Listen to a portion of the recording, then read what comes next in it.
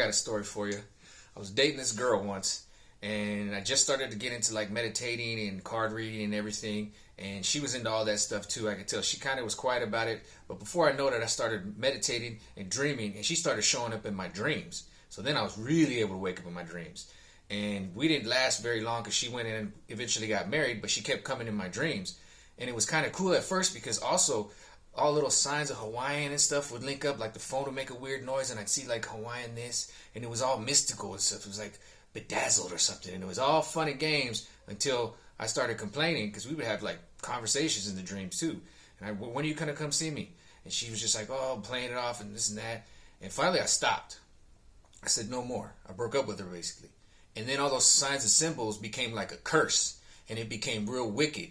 And it got real weird for like a year. Everybody that came to the bar every night was like, always Hawaii, Hawaii, Hawaii. It felt like the Geico caveman, like Hawaii, Hawaii. And it was like a curse almost. And I just got tired of it. Like people even noticed it.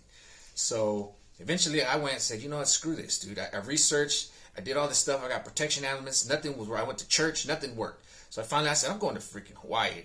I'm going to squash this. So I went to Hawaii. I was there one night and I kind of got drunk and lost. And then I had to walk on the shore. So next thing I know, I'm on the shore and I just lose it. I'm just like pissed because I did all this research about the spirits of Hawaii and everything. And I started just going off, and I'm by this wall in the sea, and I just start, and I'm like, this is what you do with it. And this big wave came and just smacked me, dude. It almost sucked me in. It took my ring and it took my shoe.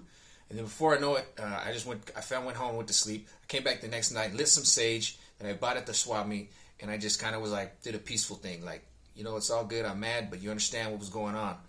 And after that, I walked to the psychic, and I was like, you got anything to say to me, universe? And then just as I sit down, this lady comes, look just like that girl I was dating, green eyes and everything. And she says, can I watch? And the psychic said, no, man, these are private readings. And I look at the girl, and she looks at me, and the psychic goes, oh, now I see what you're up against. And I was like, I looked at her, I go, right? And then she does the card reading. She says, well, you're going to go back. You're going to move next to some water. And you need to move immediately from the situation you live. Immediately, like as soon as you get land down, move from that situation. Everything's going to work this thing out. Cash, the apartment, everything will do it. Because the person you live with is a slob who is vindictive and is trying to manipulate and destroy you. And she's like, who is it? I said, live alone. I don't live alone. Finally, I broke down. I said, this is my dad. Sure enough, I get back to San Diego. I tell them I'm moving. That, like, I don't remember, a couple of days later, a couple of weeks later, they try to get me into a fight. My stepmom and my dad tried to get me in a fight. And it didn't work because people were taking things in and out of my room, and I got kind of upset. And then they came, and I even saw like them look at each other in the eyes, like they were going to set up a fight between me and my dad. Because I go, Dad, what happened? Something in my room, and he was just like, he was raged.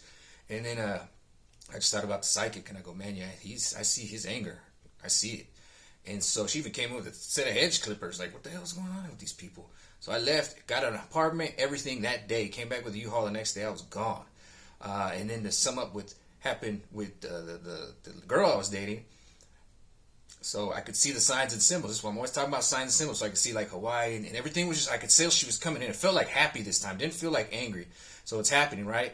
And then I felt like follow it. So I went, and I was in Pacific Beach. I went to Tiki Room, and I'm in there, and I could just feel like, go now, and go to the tavern. And I put the thing down, and I come out, and I turn, and I walk, and there's a girl that looks just like her, green eyes and everything. Two dudes, Hawaiian shirts, and she sees me and just collapses. And I just start going in my brain. I go, you could read minds, huh? You want to get in my dreams, huh? You could have been doing this the whole time, huh? And I'm just talking smack. So I go to the tavern. I'm playing darts, and she came up to there's a glass right there in the window. She came to it and just grabbed it, and then the two dudes had to pull her away, and that's the last time I ever saw her.